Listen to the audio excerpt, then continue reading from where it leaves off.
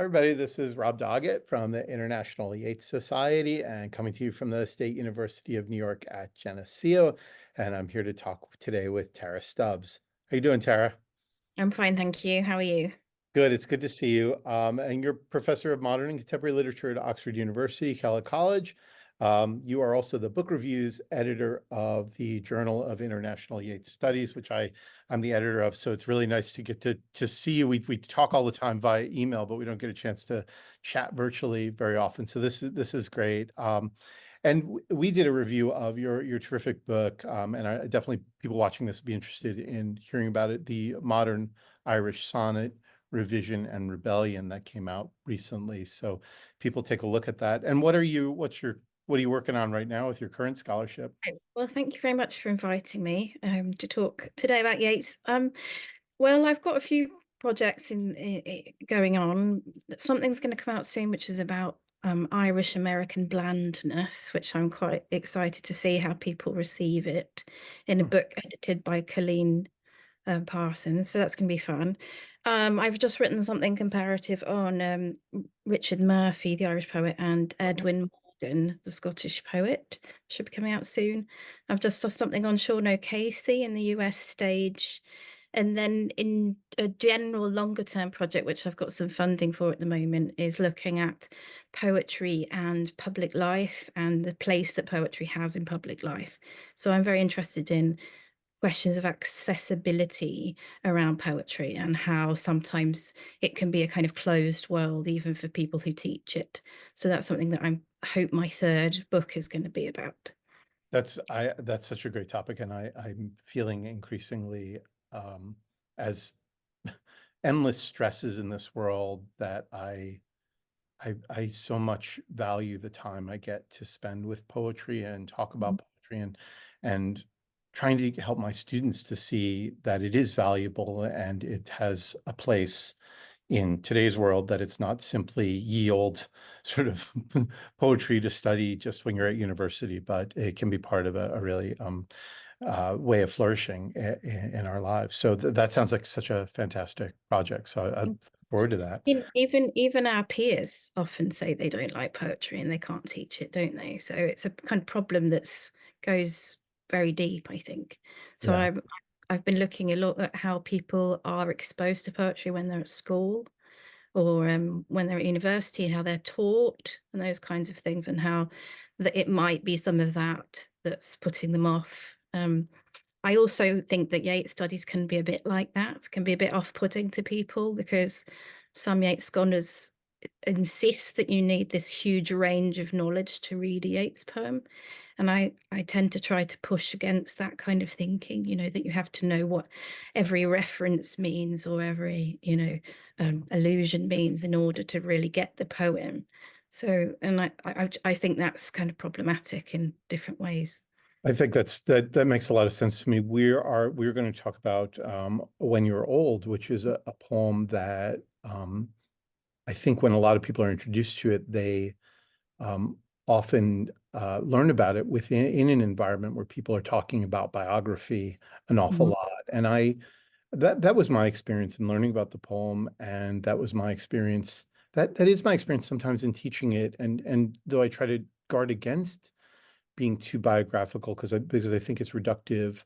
I often find myself ending up talking a lot about Maud Gonne and the little Mhm. book and the sort of circumstances surrounding the composition of this poem. And I think you're right. It can be off-putting because then students will sometimes feel like, well, all right, I can understand this poem, but if I don't have a professor there giving me all the allusions and details about Mm. his life, how can I understand this other poem very well at all? So I think that's right. I think it does contribute it to the sort of sense that we have to be experts already to understand Yeats, which is really crazy because I Yeats is, I think, accessible in lots of ways and can speak in so many different directions. You don't have to know every detail about his life to really enjoy and engage with these poems. So that sounds great. So you've already kind of answered my first question, but let's go Mm. into a little bit more. So why did you choose When You're Old?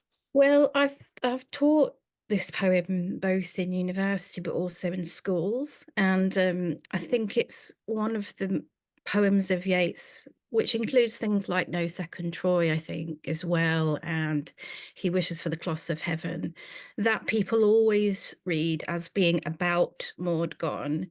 And this kind of aboutism, as I'm terming it, is is kind of quite dominant in Yeats studies, I think. I mean, not in all poems, but in quite a few of the canonical ones.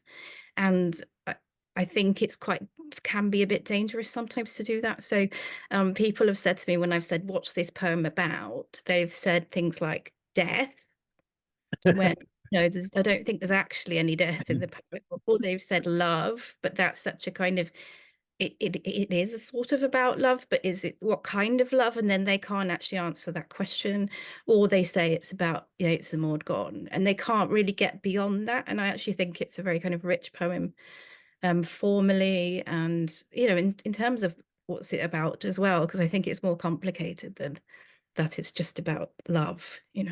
Yeah, well, And that's yeah, when I've suggested to students that it's about aging, they find that more difficult for some reason to think about. Younger students, anyway, not my, because I teach mature students and they're very comfortable with talking about aging, but the younger ones, it seems to kind of pass them by as an idea. Why would there be a poem about aging? You hmm know, hmm kind of question.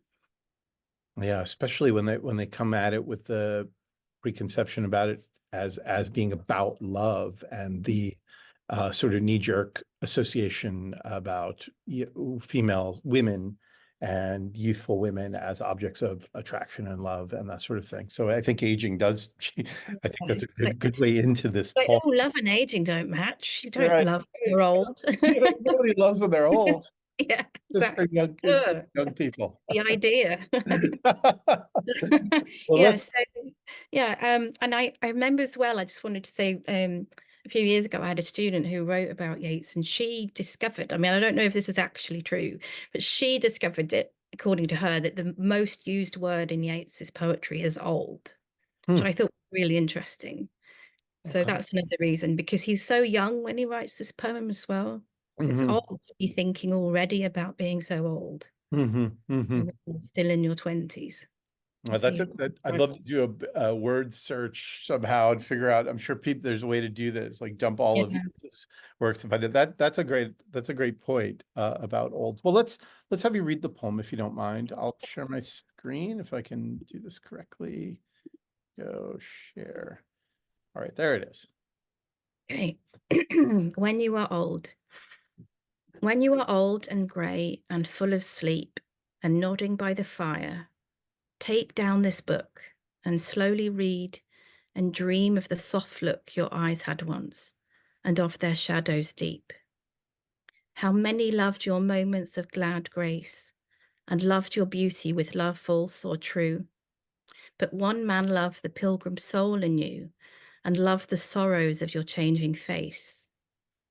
And bending down beside the glowing bars, murmur a little sadly how love fled and paced upon the mountains overhead and hid his face amid a crowd of stars.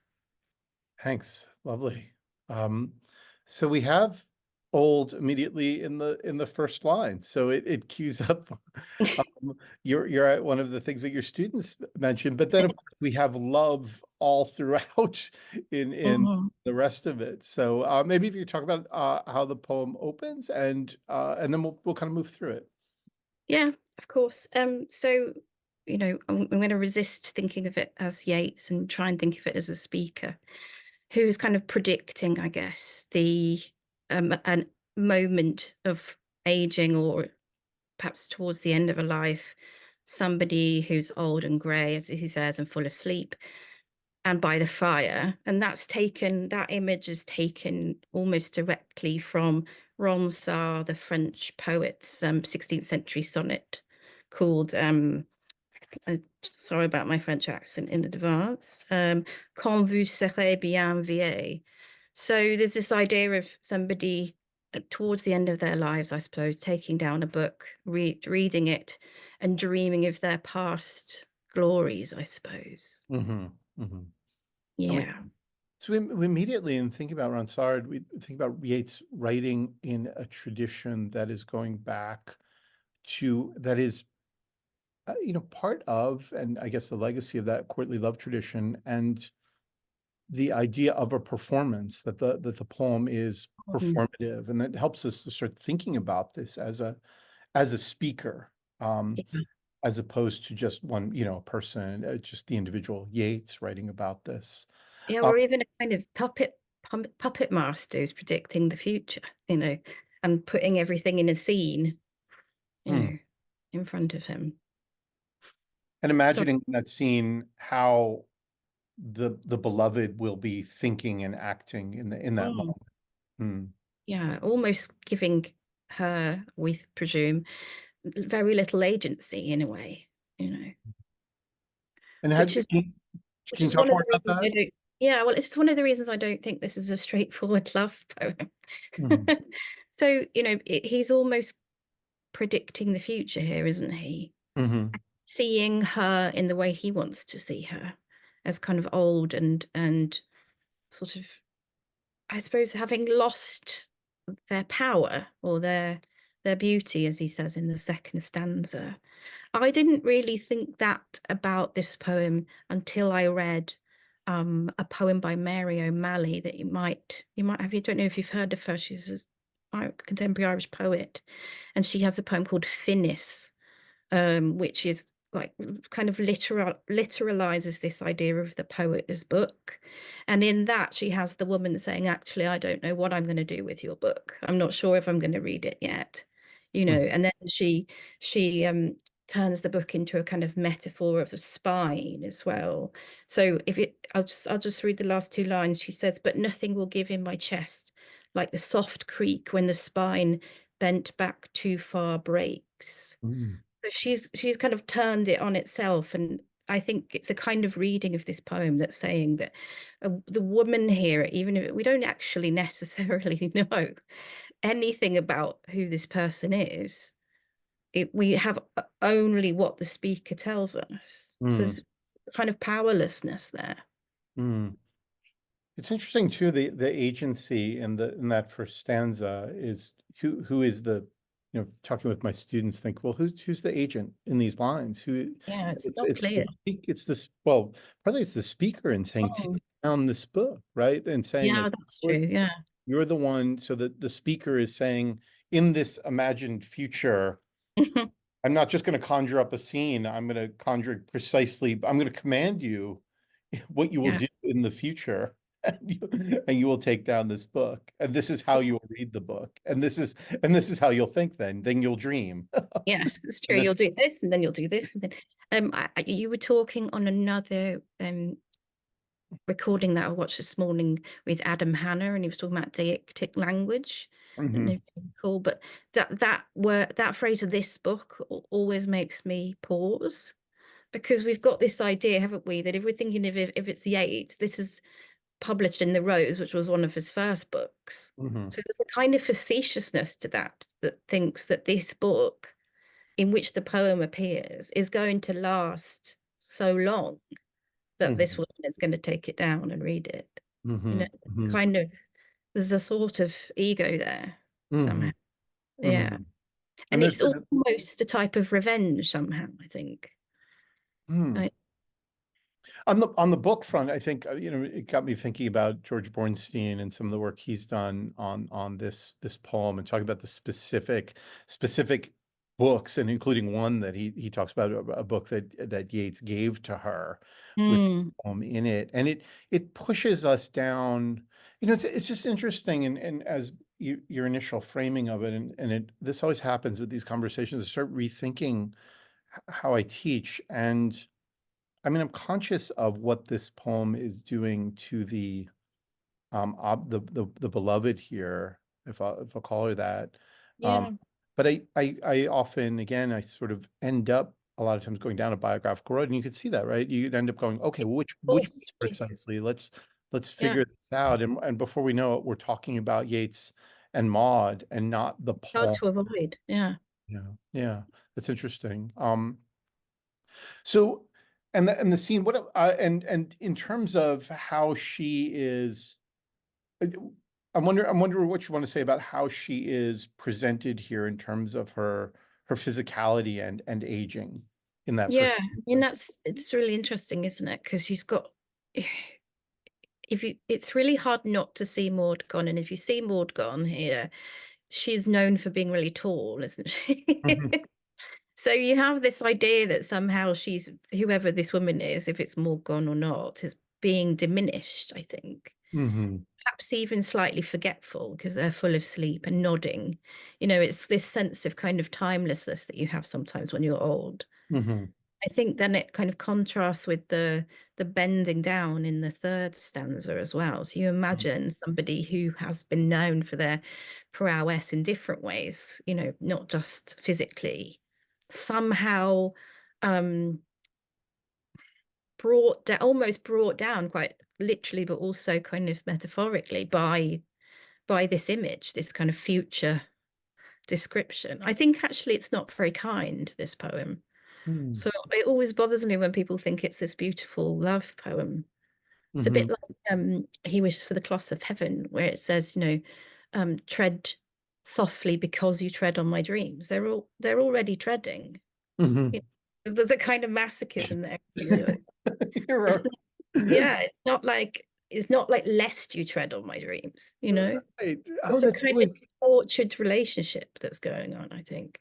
that's so interesting. It's sort of well, since you're already walking all over everything that's Yeah, important to me, just please don't walk too hard. yeah. You're already doing it. Just do it more gently, please. Yeah. I hadn't Yeah. thought about that. But that it's really interesting to think about He Wishes for the Cause of Heaven and switch, put Mm, lest in there. It'd be an yeah. interesting exercise to do with students, say how that would change the way we Yeah. think about Because that poem. it would fit rhythmically, wouldn't it? Oh, there is something actually I wanted to say just before I was talking to you. I was thinking again about something I'm really interested in Yeats, which are these monosyllabic lines that he has. Hmm. And this poem has well, the first one is monosyllabic, isn't it? Hmm. Hmm. And there's only one word in the whole poem which is overhead, which is more than two syllables. So I was just doing some notes on it. So I find that really interesting. So the first line is a kind of perfect iambic pentameter, essentially, Hmm. and breaks down a little bit by the third stanza. Hmm. But it's I think it's supposed to kind of evoke this kind of dreaminess, but there's also a kind of command of the material that I think is very Yeatsian. I always think to be able to write a line that's all monosyllables is incredibly confident, isn't it? And he Hmm. does it quite a lot, you know. Hmm. Hmm. One of my favorite ones is what made us dream that he could, is it comb grey hair from um Memory of Major Major Robert. Robert Every, yeah. So he has these like really strong lines that are actually incredibly simple, you know. I think And I that think, that's sorry, striking. I'm saying I was just going to say that's right. I mean, it's so striking to read that the confidence, the almost sort of bravura of that opening yeah, line, all of those monosyllables, so simple but so clearly rhythmic, and it just the meter there is so nice and just it's so easy to pick it up immediately. It's hard not to yeah, read. Even when I ask students to read it out loud, they immediately kind of fall into that when you're old and gray and yeah, full. full of sleep. And Yeah, it's just so nice there and so it's sort of magisterial. And it just fit with the sort of commanding sort of confidence in the verse and confidence in yeah, craft and confidence in knowledge of yeah, another who is a sort of character in here that's going to be made to perform. You were saying earlier you think the poem's not quite nice, and I agree, and I'm seeing it more and more as we talk. Actually, I think bending is interesting because so often mm, Yeats's descriptions of women, and Maud, and to some extent Olivia Shakespeare too. But there's um, I had a student who was interested in taking a class on ability and was talking with me about ability in Yeats. And I know, mm, Joe mm, Valente has done some work on this. Really interesting, though, if you start looking at it the way that ability manifests itself in these poems as graceful movement that is yeah, so often attributed to women. And bending is an odd, bending down is an odd striking phrase in Yeats. It's different from a lot of descriptions of graceful women, and particularly when he's writing about, of course, Maud Gonne, or Yeah. even think about the walk of a queen, that sort of thing. And here we have this Mhm. bending down, and I think that's right. You can almost, you read this and you kind of picture someone who for whom it is difficult to move, who's older and kind of cold, and their body's sore, and the difficulty of bending down. I think that makes And sense. I think obviously as well, when he says what she did have, we are led to imagine the opposite, right? Or that at least she doesn't have those anymore. That's So the right. glad face is kind of contrasted with this bending down, I think. This Hmm. What do you think of the I second? also think it's really interesting how many ands are in. I'm sorry, how many what? Sorry, I was just saying it's really interesting how many ands are in the poem as Hmm. Hmm. well. Ands, Hmm. Yeah. A-N-D, ands. Yes. Yeah, no, I think that's right. And I mean, Yeah, it has that propulsive quality in Yeats. It's yeah, so good at that. That's kind of polysyndeton he'll do yeah. often. And this sort of propulsion forward and assurance. One of the things, as you're Mm, talking about it, I'm feeling more and more that the relationship between the form and content is one of a kind of assurance and mastery, and sort of mm, we're in the poem at the start in that nice rhythm, and then he's the guy. I mean, it's very clear, like he is the one who is in control, and it mm. matches with the speaker's sense of assurance about how this person, presumably a woman, will be in the future. Can you talk about the contrast then with the second stanza, the sort of the past, the way she was, the moment's glad grace? Yeah, I mean, it's actually not that easy, this stanza, and I think students often have a bit of a difficulty with it because there's this question of what how love is described, I suppose. And it's almost used too much in this Mm, stanza. So, how many loved your moments of glad grace? Okay, we understand that. So, someone was very graceful and lots of people appreciated it. mhm, And loved your beauty with love false or true. mhm, Okay. So mhm, who's to judge that love, whether it's false or true? And are we still thinking that she's dreaming of this? Is the verb to do with this? Is the dreaming from the first stanza? Because there isn't a question. So we assume that she's contemplating this. And then, but one man loved the pilgrim soul in you. So there's always people always get a bit stuck on that phrase pilgrim soul. And I'm still not entirely sure what it means, but I imagine it means somebody who has lots of passion and kind of almost causes or something like that. And so is always chasing something or and it's kind of saying that one of those people who loved her for her soul rather than for her externals. But I don't know whether we actually believe that. And loved the sorrows of your changing face. So there's almost again there's a slight sting here, I think. mhm, But mhm, like, because what does it mean to change face? Sometimes that can suggest dishonesty, can't it? mhm, Or kind of dissemblance, I suppose. mm. Is she dishonest, this woman, or is she kind of well, he kind of suggests that, doesn't he, with Pilgrim Soul as well? Is she kind of someone who changes her mind a lot, who is kind of not to be trusted? Is that what he's suggesting? I don't know. What do you think, Rob? It's interesting. That stanza, when I've taught it, and I agree, students struggle on Pilgrim Soul.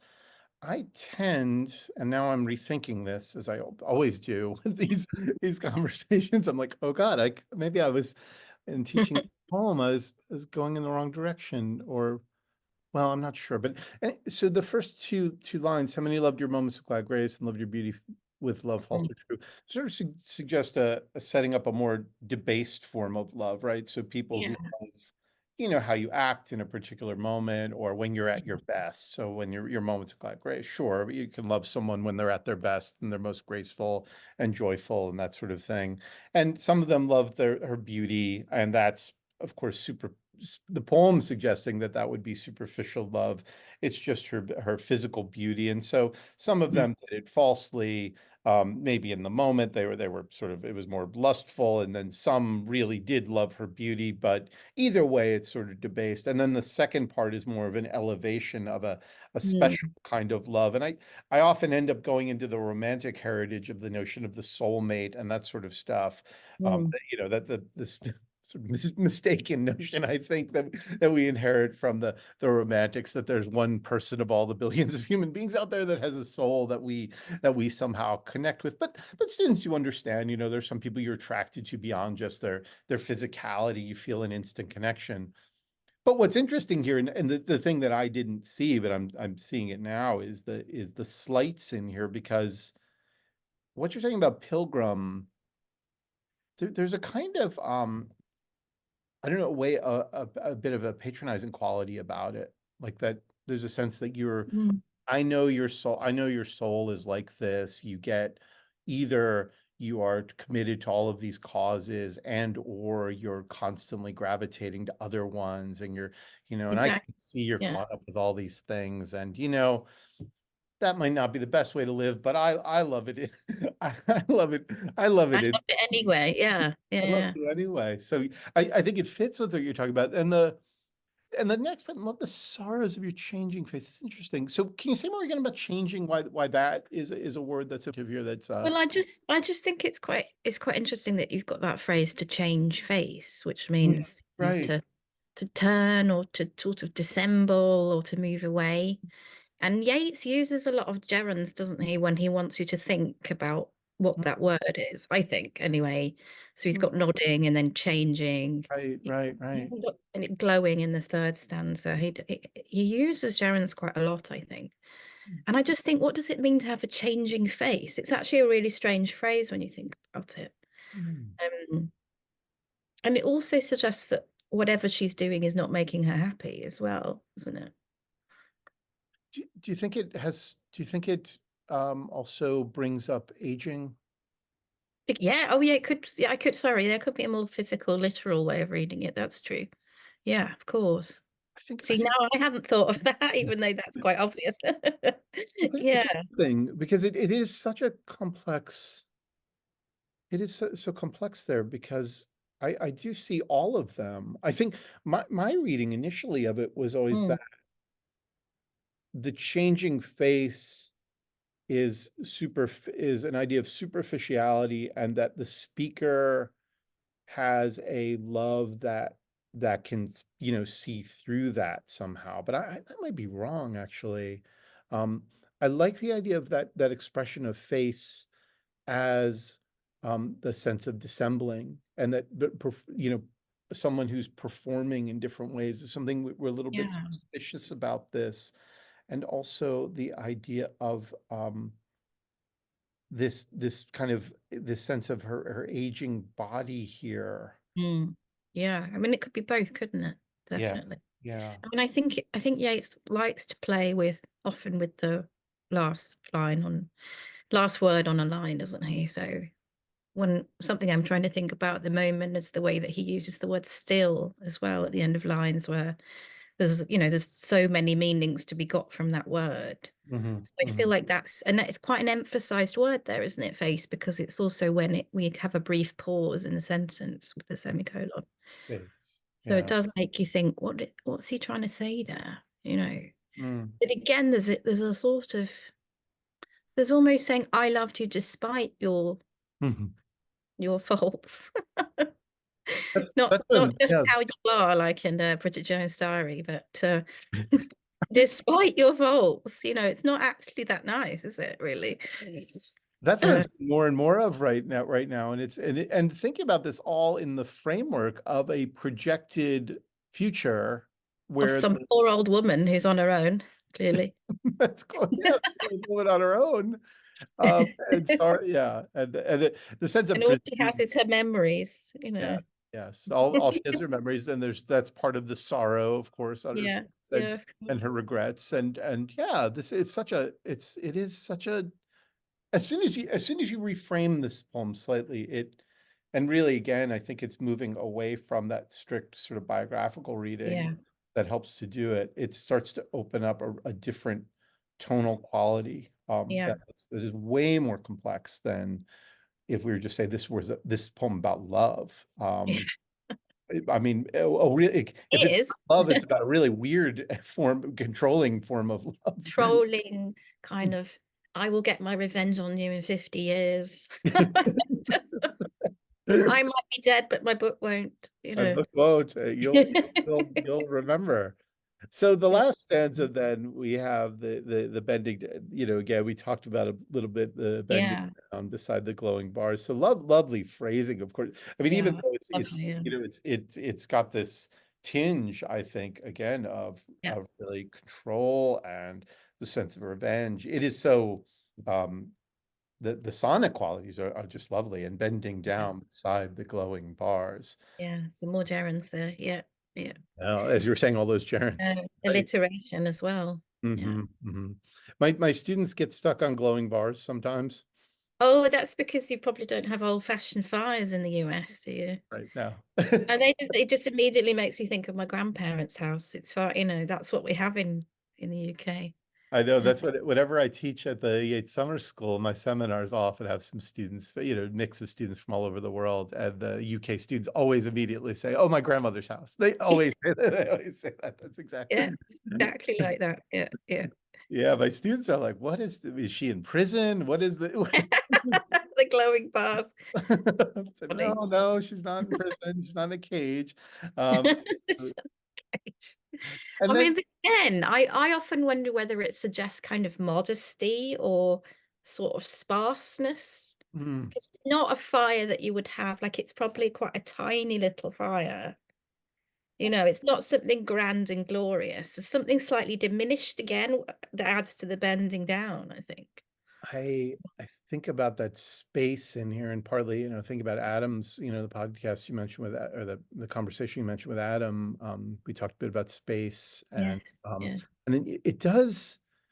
I don't think I was fully conscious of that, but the image and the way the image registers with me, it has an effect of narrowing down space, because I do Yeah. feel part of it is the bending down. So Yeah. visually, we can picture this sort of movement downwards toward this little Mm. fire, and it conjures for me a particular kind of room, and it's not some kind of grand No. room where there would be this, large fireplace and a person would be performing moments of glad grace. Mm. Instead, it is the room of an aging person, their Yeah. world kind of narrowed down to the physicality of their body and to these, the smallness of the room, and then just memory.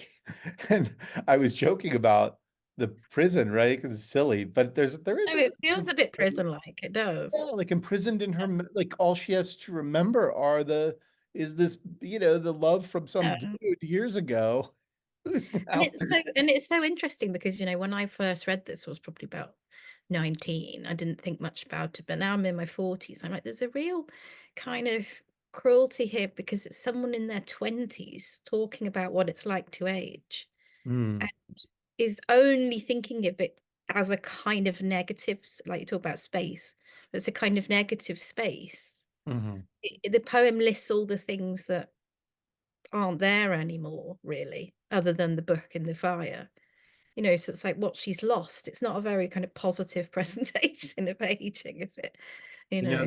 That's so that really is right. It's so interesting to think about it that way. You can one way to read the sort of movement of this poem is just marking and then eliminating.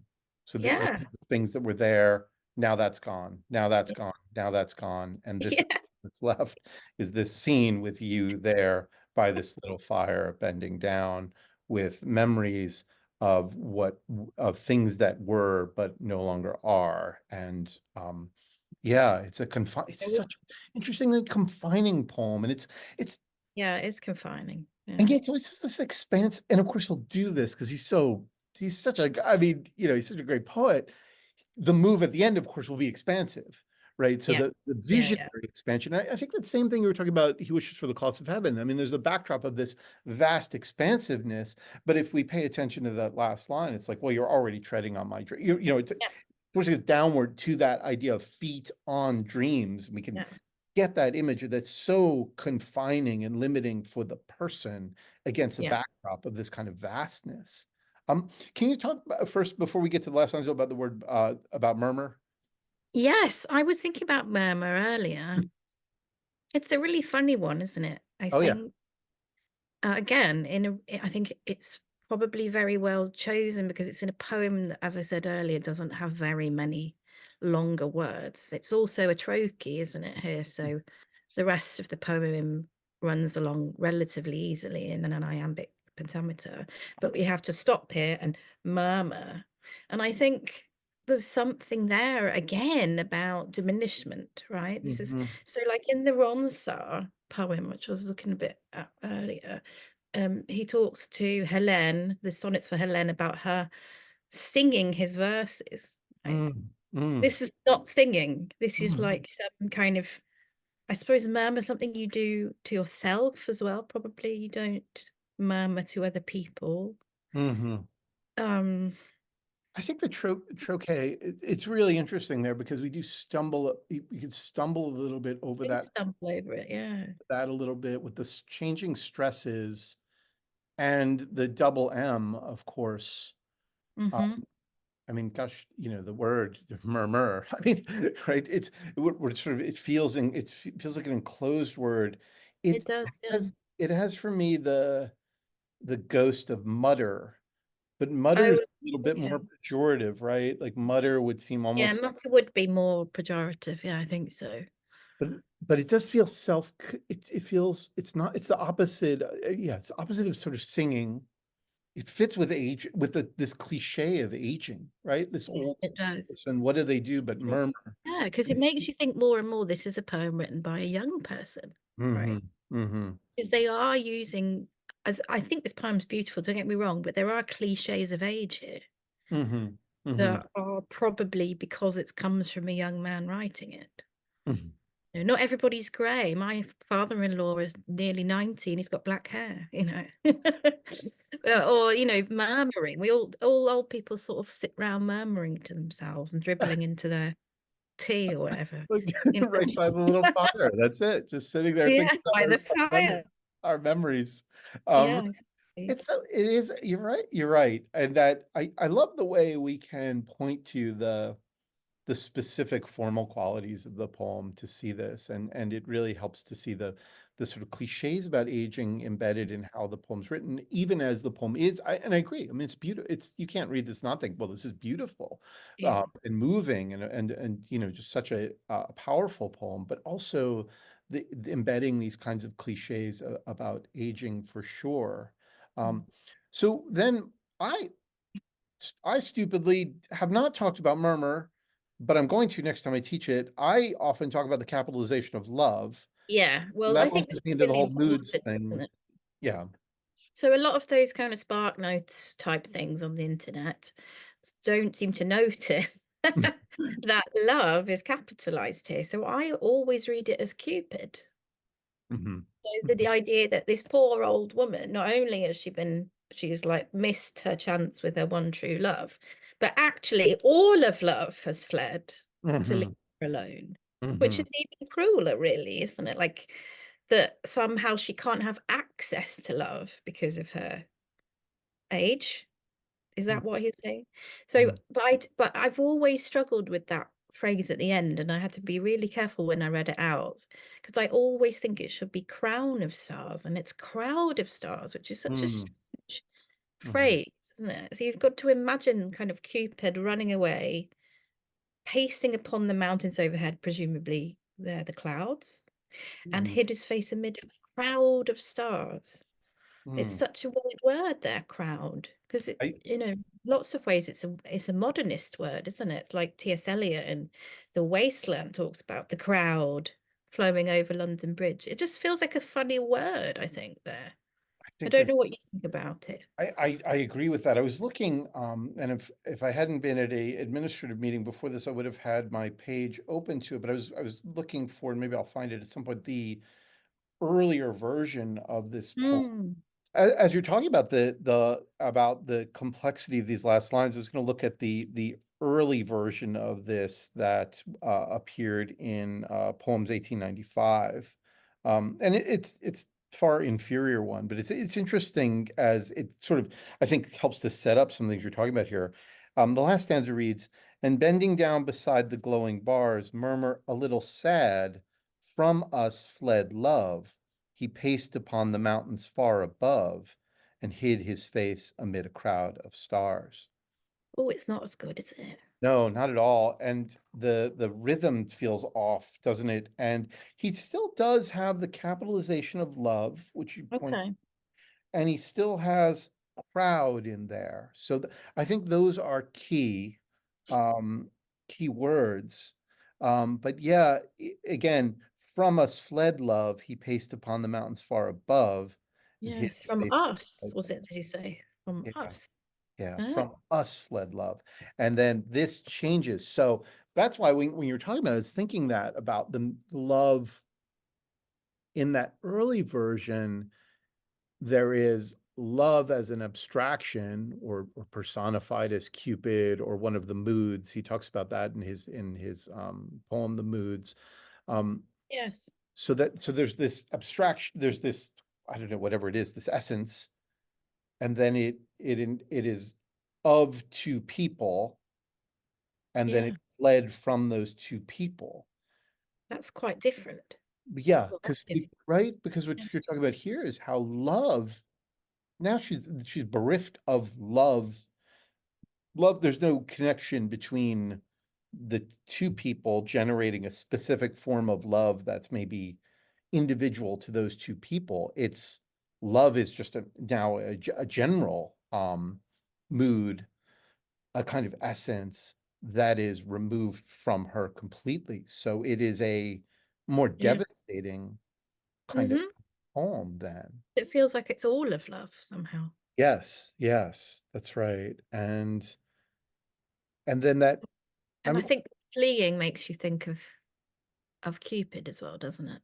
mm, So it's kind of like also a sort of metonym as well. mm. Yes, yeah, Reverse that's what I metonym, was yeah. thinking. Yeah.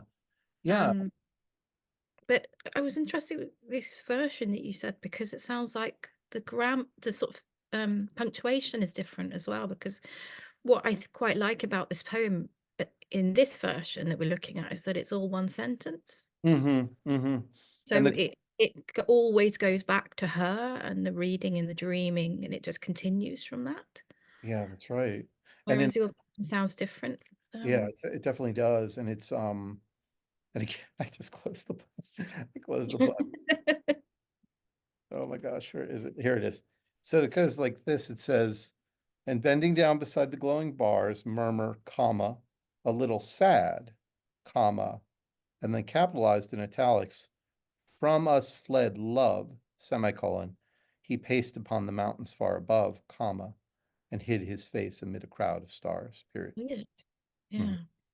So He's that actually, so so in this version that we're looking at, the sense of loss is much stronger yes. for her. Yeah. Yeah, it definitely changes it.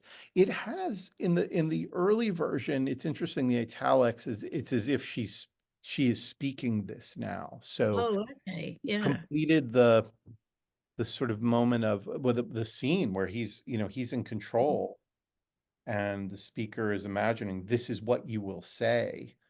Yeah. But it is more, the early version is more personalized about an individual relationship, and the Yeah. grammar is different, and it seems to emphasize that personal connection, where here it's much more about love at a more sort of general level. I think that's right. And I Um, think there's something here as well about Yeats imagining this woman, we assume, also imagining what she's saying as well. There's so much like control of her agency, mhm, isn't mhm, mhm, mhm, there? And mhm, yeah, I know I mentioned the Mary O'Malley poem earlier, and that plays with that as well because she gives the woman the final say. mhm, mhm, Really, she doesn't. It's something here about how he's imagining her own words, almost takes them away from her, doesn't it? Like she doesn't mhm. have any agency in some Hmm. way. Hmm. Hmm. I think that's right. And I think, well, first thing I'd say is that next time I teach this, I'm going to have that Mary O'Malley poem as well. I think that's perfect I for this. just discovered it by accident. It's fantastic. Yeah, it's really Yeah, useful for this that poem. sounds perfect. Can you say more about Mm. crowd again? You were talking as I was frantically looking for my book to Well, I find. just think it's odd because I don't know that we have I'm not sure. I'm not an expert on stars, but I never really think of them as being crowded, you Mhm, know. When mhm, you see them in the sky, they're all spread out, aren't they? And they're kind of seem to be kind of endless and mhm, mhm, expansive because the mhm, universe is expanding, right? So, what is a crowd of stars? I don't think I've ever come across that phrase other than in this poem. mhm, mhm. And it's the face again, which is interesting, isn't it? I think I was thinking about the end of Who Goes with Fergus and all disheveled wandering stars, and that's quite Oh, different, yeah. right? It gives us that more sense of space and expansion. Yeah. Here, there's the crowd. Gosh, I mean, it's really interesting as you just point this out because I tend to think of I tend to think of it as just a kind of scale shift that we often see in Yeats, where we've got this the first part of the stanza is pushing us downward and we're like focusing in And more then he's more going narrowly out. and then Yeah. expand it out. But it is interesting to think of because crowd, you don't often, unless you're really, really in you can see the whole thing up in Alaska somewhere. Um, the stars And don't it look like a crowd. They are expanded, for And sure. it's Distant. kind of, orally dissonant as well. I mean, it kind of Mm, half rhymes with mountains, but mm, apart from that, it's not a sound that we've really had in the poem, I think. Or we had down, mm, but it does sort of stick out a bit, I think. It's quite a hard word. And I suppose the amid helps, doesn't it? Because you've got the two Ds.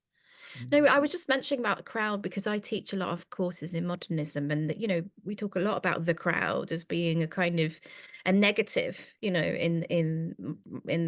the early 1900s, this idea of like the crowd being somewhere where you can't have imaginative freedom, that mhm, it's a place of non-creativity. So like the crowd flowing over London Bridge in the Wasteland's probably the most famous.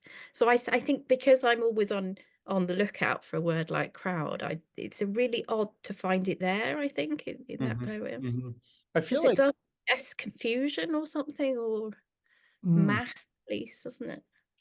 As you're pointing it out, and again, I sort of hadn't really thought about that word because I do think it's right that orally it has a slightly different sound. So we stumble over it a little bit, it calls attention to it. It does evoke for me that now, as you're talking about this sort of modernist notion of the crowd, which often makes me think about alienation and the gap between the individual and the sort of vastness of the crowd. And in some ways it fits with what you've been talking about is that it's an emphasis, it helps to emphasize her own loneliness and sort of Mm, isolation, that's true. Yeah. smallness in relation to some Yeah, sort because of I suppose she'll never find it again right. if it's hiding in the stars, the That's crowd right. of stars. Yeah, love's hidden away up there. Final twist there. Yeah. Yeah.